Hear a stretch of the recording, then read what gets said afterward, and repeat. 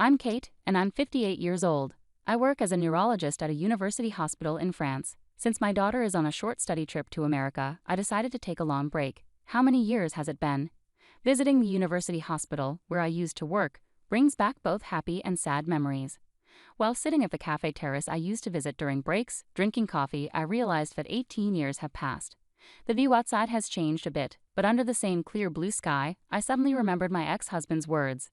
I prefer a smart child born to a 23-year-old woman than a child born to an older woman. His unexpected words left me shocked. What do you mean by that?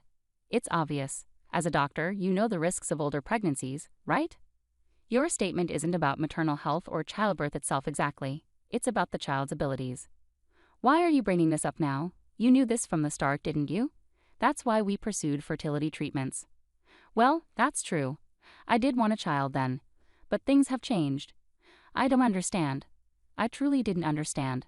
As a doctor couple, me, a neurologist, and him, a plastic surgeon, we struggled with infertility for 2 years.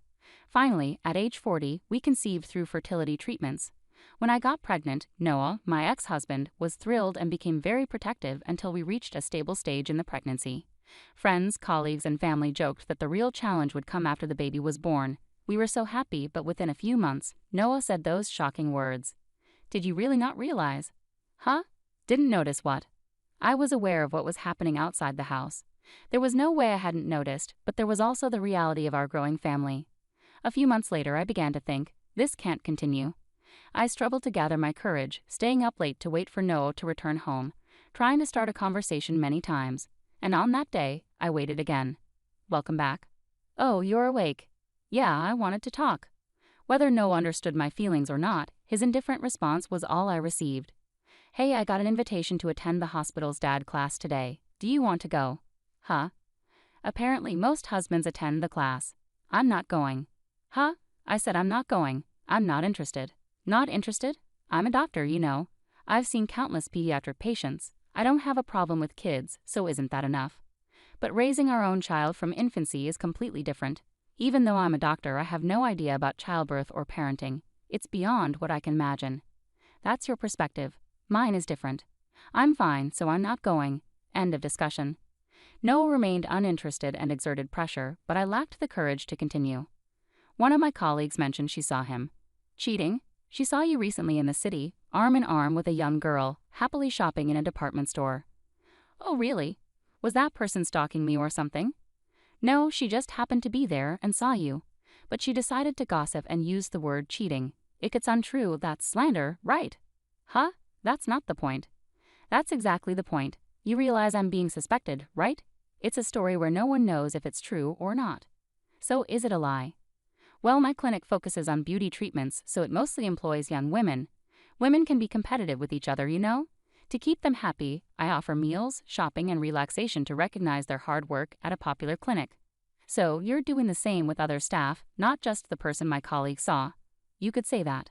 So, you're neglecting our family for that? Kate, think about this. Without those girls, the clinic wouldn't succeed. They contribute to our income, right? So, thanks to them, we can maintain our household. Calling it neglect seems a bit harsh, don't you think? Noah smirked as he spoke, making valid points but also saying hurtful things. What's relaxation anyway? Is it code for hotel escapades? My colleague mentioned seeing him entering a hotel with a woman. It's a hotel Noah often uses for business dinners. When I heard that, I felt it was damning, but I couldn't bring myself to say it out loud. Maybe Noah had been hiding such activities since the early days of the clinic, focusing less on home once the money started coming in. After that, he seemed to hide less, spending less time at home. We're back to that initial suspicion. One day, as soon as he came home, he called out to my bedroom. Come here. I opened the door to find a flashy young woman sitting on the sofa, smiling faintly. Ah, is she the woman my colleague mentioned? My muttering caught Noah's attention immediately. So this girl here is going to be my official wife from now on, and she's already pregnant. I see. So what happens to me? Divorce, obviously. You can't just divorce me so easily. Easy or not, I have to take responsibility for this child. And what about your responsibility to me? Money, money. I'll give you more than enough. There will be a divorce settlement anyway. I could even give some money to that unborn child. It's coming from your old-fashioned womb. I'll provide enough to cover any shortfalls, so just hurry up, sign it, and disappear. With that, a pre-filled divorce form was placed on the table in front of me. The woman smirked, muttering disgusting under her breath as she looked at me. Being in the same space as these people was unbearable, and above all, I realized that Noah could no longer be considered my husband. From there, things moved quickly. We agreed to involve lawyers and decided that I would hold onto the divorce form. I couldn't bear to live in the same house with him anymore. So I quickly packed my essentials into a suitcase and left the house. 18 years later, returning to America, I never expected a chance encounter. Lost in thought, I noticed a figure approaching nearby. Just as I turned to look, I heard a voice I never wanted to hear again. Kate. It was Noah. It's been a while. Unable to ignore the greeting, I replied calmly. As he approached, he chuckled and spoke again. So you're back from France with your tail between your legs? You went to France, right? Feeling the pressure and came back to rely on your alma mater. His mocking smile revealed his true nature, leaving a sinking feeling in my stomach. Just a regular homecoming. My child had things to do in America, so we're here together today. So that child from back then, I see. Why are you here together? Is that child sick or something? His words left me stunned. I prefer a smart child born to a 23-year-old woman than a child born to an older woman. Noah's hurtful words echoed in my mind, and my heart sank once again as I struggled to respond. Footsteps approached from behind. Mom, who is he? Grace's voice brought me back to the present. She looked at Noah cautiously, and upon seeing her, Noah glanced at me suspiciously. Smirking, I said to him, "This is Grace, my daughter, and biologically, yours too." My words left Noah wide-eyed in shock. It wasn't surprising. Grace was tall, beautiful, and carried herself with elegance. Plus, if Noah had been keeping tabs, he might have heard the rumors about her. Carefully choosing his words, Noah asked me, "Wait, could she be Grace from the surgical research lab?" Bingo, Grace is here for a temporary stint in the surgical research lab. Noah was speechless, and I couldn't help but laugh. The child he had abandoned before birth had grown into an exceptional medical student after 18 years. Moreover, Noah had assumed that a child born from an older pregnancy would be less capable or have health issues. He could never have imagined that she would become such a talented young woman. Surprised, aren't you? The woman you discarded, who you used to criticize about her age during pregnancy, has turned out like this. And Grace is even skipping grades. She's a second-year medical student at just 18. She's already graduated from university. I couldn't help but smile at Noah's clueless reaction. Don't you know about the education system in France? Shut up. With all your knowledge, I thought you'd be aware. Noah reluctantly apologized, biting his lip. His pride was immense. Even in our marriage, he would bristle at any criticism from me. Now approaching 60, it seemed little had changed. Quietly, I continued, Grace graduated from high school at 15 and college at 17. She's worked so hard, despite me being a single parent. She's an exceptional daughter, both inside and out. She's my pride and joy. I beamed proudly, but Noah, clearly frustrated, threw out a statement that demanded attention. You must have used your authority as a doctor to pull strings, right? Maybe you're even a professor over there. With that kind of power, you could manipulate anything. High school, college, even medical school. But don't think I'm like you. Is that so? Is that your version? Sending your child to low-ranking high schools, struggling to get into any university, let alone dental school. You probably managed to finagle your child into some countryside medical school, right? How did you find out? I ran into someone who knew you from junior high and high school. Heard quite a bit. Caught off guard, Noah seemed desperate to know who it was. Who was it? He asked eagerly, almost childlike. Annoyed, I ignored him and took a sip of the coffee in front of me. Its familiar taste eased my troubled heart a little. One of the hospitals affiliated with the university where Grace was accepted is managed by an American. He seemed eager for me to start working at the university hospital right away, but I was pregnant at the time. So he suggested I teach at the university and work part-time at the clinic. It turns out he knew about my situation and asked about Noah. I didn't know him personally, but he mentioned hearing about me and my husband. I've heard rumors too about how being wealthy lets you push people around or play games with others. Noah's family were countryside landowners, wealthy and influential. As an only child, he fit the stereotype of a typical rich kid who could do as he pleased. Who told you all this? Tell me. It doesn't matter who it was. Your reputation precedes you, right? Your behavior has been talked about among your peers and acquaintances. Who said it doesn't change the truth? To silence him from further protests, I added firmly, that person warned me that I was being used. At first, I didn't understand, but after listening carefully, it all became clear. You, coming from the countryside, and me, living in the city. When we first met at our new workplace, I didn't know anything about your background. That ignorance was convenient for you, wasn't it? So you figured it out. Yeah, that's right. We were both new at work, and I had just moved from the countryside where no one knew me. You, being new too, didn't know about my troubled past or my character. You were convenient for me. What's wrong with that? Finally, Noah admitted it, and I confronted him directly. But that's not all, is it? Huh? You wanted a talented child, a child who could compensate for your own insecurities, right? So you wanted me. No, you wanted my position in genetics, didn't you? You desired my successful career in genetics, which are the opposite of yours, didn't you? What do you mean by opposite? Don't say foolish things in front of the child. No, you shouldn't speak that way in front of our child. Even after admitting everything, he tried to protect his pride. His petty behavior disgusted me. Don't worry, Grace knows everything. Huh, everything.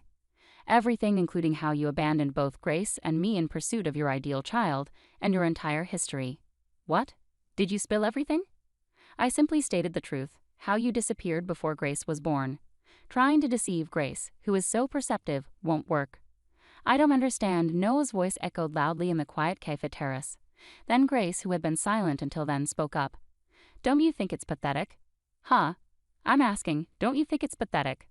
Why should I care what you think, you little brat? Even to someone you see as a brat, your actions are pathetic. Noah was clearly taken aback by his daughter's words. He clenched his teeth, face turning red with embarrassment. Grace continued, observing him calmly. As my mother said, I know everything. Not just about the past, but also about what's happening now. Huh? I never expected you to beg the professor who's looking after me. I also heard the clinic went bankrupt. What?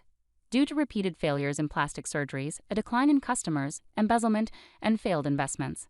It probably all began 18 years ago. How dare you say such things? It started when you abandoned my mother and chose someone else. Or perhaps it started when you started making easy money at the clinic and got involved with someone blinded by money. Their presence turned you into a greedy monster and led to your downfall. Grace's words struck Noah hard, making his face even redder and his lips tremble. Why don't you admit it? You're a terrible person, someone who ruins lives. Isn't this just karma catching up with you? Can't you see that? Wait, what? You think I ruin lives? Because of our breakup, Kate became a professor in France, and now you're going to medical school at 18. It's all because of me, isn't it? What? Are you kidding me? Grace's voice remained steady and clear. It's not because of you, that's just how things turned out. Sure, the divorce might have been a trigger, but my acceptance into university right after was the result of my mother's hard work up until then. And my effort to attend medical school early is also because of her constant support. She's always been someone who works hard and cares for others, and that's why good things come to her. But for someone who easily discards others and ends up ruining their workplace, there's a sad reality waiting where they'll have to rely on their dwindling pride. I saw a new side of Grace in that moment. While we've had heated discussions before due to differences, I'd never seen her raise her voice or express anger towards someone. Though I've had my moments of heightened emotion, quietly absorbing feedback from others, including Grace herself, I never expected her to see me that way or have those thoughts. Yet even faced with Grace's undeniable reasoning, Noah struggled to control his emotions. What?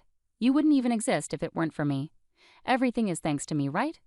How can you say that to your own child? I intervened, my voice tinged with anger and sadness. It's okay, Mom. It doesn't bother me. I'm grateful for being born, but technically, it's thanks to my grandparents who supported you all those years. Noah clearly hadn't expected his parents to be brought into the discussion. He froze, his expression stunned. I kept in touch with your parents even after we separated, and they shown concern for Grace. But you wouldn't know that because you cut ties with them after our divorce. What? You're still in contact with my parents? Did you manipulate them against me to gain allies? No, Noah. Your grandparents disowned you because you cheated on me and remarried. You barely graduated from medical school with financial help, struggled to attain your medical license after numerous private lessons, and barely held a mediocre position at a general hospital after an additional year under senior doctors' shadows. Unable to accept this due to your pride, you convinced your parents to open a cosmetic clinic for you. However, you became enamored with the plastic surgery trend, resumed womanizing during your residency, and started hiring based on your personal interests. It became a harem-like environment, culminating in impregnating a nurse over 2 decades younger, abandoning your family, and ultimately causing the collapse of the clinic built by your parents. What more could your grandparents possibly do for you? Overwhelmed by Grace's relentless recounting of Noah's troubled history, delivered flawlessly, Noah could only stammer incomprehensible words in agony. As he struggled to make sense of the situation, a strange calm seemed to settle over him, prompting him to say something outrageous. So why don't you connect us, huh? I heard you were asking around in the lab earlier. After my clinic closed, I've been struggling to find work. I imagine you're facing challenges too, reaching out to your mother's former workplace for help. Everyone's been distant. If you, the talented daughter of Kate, who is respected and trusted despite our unfortunate split, were to offer assistance to your reunited father, surely they'd lend a hand, right? Noah lamented like a tragic figure, making such unusual requests, while Grace and I exchanged knowing glances, sighing with pity. Crying to a child you abandoned? That's pretty pathetic and uncool, isn't it? Shut up. You don't know anything about me. I don't know, don't want to know, and have no interest in knowing. I have no interest in someone who, despite being a doctor, lacks empathy, only thinks of themselves, and ends up causing medical mishaps. And it's quite odd to come seeking sympathy from Grace. Don't you have a talented child at home? Ask them for help. Mine is impossible. I only managed to get her into a decent private women's college through connections and money. Huh, you solved it with money again, just like always. Money can fix anything for you. Noah, stirred up by his past being brought up, retorted with a red face. But fundamentally, things shouldn't be solved with money. It's wrong to decide someone's fate with money. Sometimes even money can't fix things, you know. Did you know that one of the victims of your medical mishaps was a relative of my professor? I believe it was my mentor, Professor Ted's niece. She had surgery at your clinic, and there were complications with her facial muscles. Could it be that there are issues that money couldn't solve? It seems like you closed the clinic to avoid dealing with inconvenient cases that money couldn't fix, huh? But you know, people in the medical field are connected in various ways. Like me, I've ended up connecting with your colleagues and friends. Whether my words were getting through to him or not, Noah's face turned pale, and he started sweating profusely, freezing in place with trembling eyeballs. It's okay, Noah. Everything will unfold just as you fear. Are you so scared that you can't even speak? This is your mess to deal with now. You never cared about anyone else's well-being for your own gain, right? Just try to keep that dark spirit of yours in check, at least. Wait. Am I really? Won't someone eventually come for you? You seem so focused on securing your job that you haven't noticed. You're kidding, right? This can't be some made-up story. You won't need to look for work anymore. Even if you manage to find something, you won't be able to work anyway. Haha, you're delusional. If that's what you believe, then so be it. Enjoy your time with your family for now. With those final words, I gently touched Grace's arm, signaling it was time to go. Grace returned the touch with a soft smile.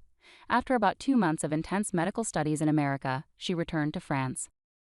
America was amazing. The food was delicious, people were kind, professors and seniors were respectful, and the discussions were fascinating. I might consider returning to America in the future. Grace seemed to have gained new perspectives and emotions from her deep immersion in American culture during her study abroad, unlike her occasional visits before. That's great to hear. Let me know if you need anything. I should also thank the professors. Sure, I'll keep that in mind, Grace replied, wrinkling her nose at a sweet French juice she hadn't tasted in a while. Oh, by the way, did he get caught? Yay. During Grace's time studying abroad, Noah was arrested. The scandal surrounding his failed cosmetic clinic, which resulted in multiple medical mishaps involving staff members, dominated headlines on American news and variety shows daily. Grace must have been aware of it all. Grace returned from her studies with unexpected outcomes. Now 18, she has always been mature and hardworking. While utilizing one's talents is crucial, as someone with over 30 years of medical experience, I deeply believe that medicine must be practiced with compassion. Medicine is about improving lives, and people are at the heart of it all. In the coming years, Grace is bound to grow significantly as a person. As both a parent and a seasoned medical professional, I will quietly support Grace from the sidelines, sometimes walking alongside her. This journey will undoubtedly be a lifelong endeavor,